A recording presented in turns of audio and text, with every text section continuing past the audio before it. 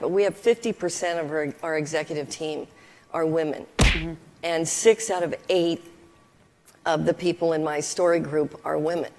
And I'm sure there's a lot of people that would be surprised that we're making Star Wars movies and the majority of the people involved in the development of those stories are women.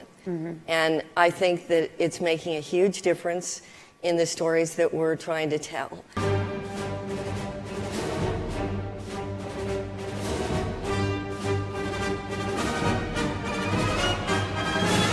It is going to happen. We are going to hire a woman who's going to direct a Star Wars movie. I have no doubt.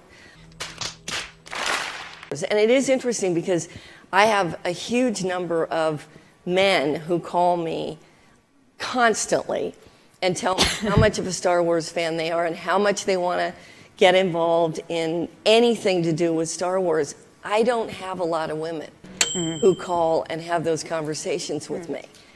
Now, that's not to say that there aren't Star Wars fans out there and women who have been, their careers have been shaped in some way by Star Wars if they're in film, but it's not in the same way that it is for men.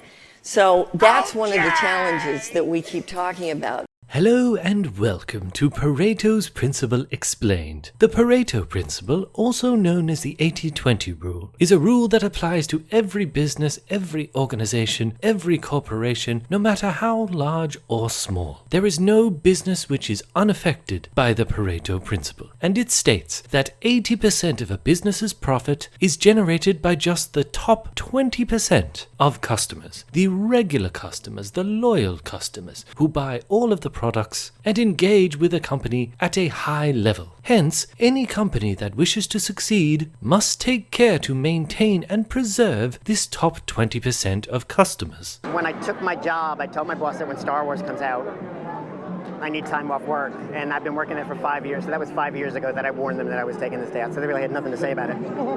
I don't really see it as any different than football fans that paint their faces and stand nude in 40 below degrees or whatever they do. And I'm really shocked at the animosity from the media towards us by calling us freaks and idiots and wackos.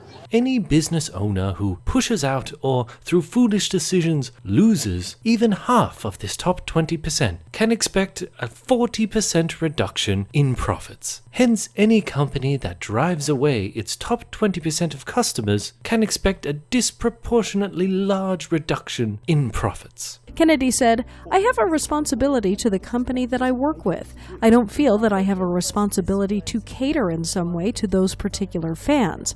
I would never just seize on saying, well, this is a franchise that's appealed primarily to men for many, many years, and therefore I owe men something." What? That is like the most insulting, worst comment, and so indicative of why so many people don't want women working in these areas of the business that I'm shocked. It's so bad. All right, so first off, you of course owe the male fans something for what they've done for Star Wars. They built up those movies into the brand that it is today. Who do you think bought all those toys over the years? Who do you think went to see all the movies, not just once, but multiple times? Who do you think read all the books and watched all the animated series? I mean, there are women who enjoy Star Wars, and there are more and more every day, thanks to Kathleen Kennedy's efforts. But something that Kathleen Kennedy needs to realize is that, so this is a bad business position to take as well, that while women do show up eventually to watch these things, they aren't at the level of engagement for the most part as their male counterparts, right? But you have to be honest with the overall numbers, and that the vast majority of hardcore Star Wars fans are men.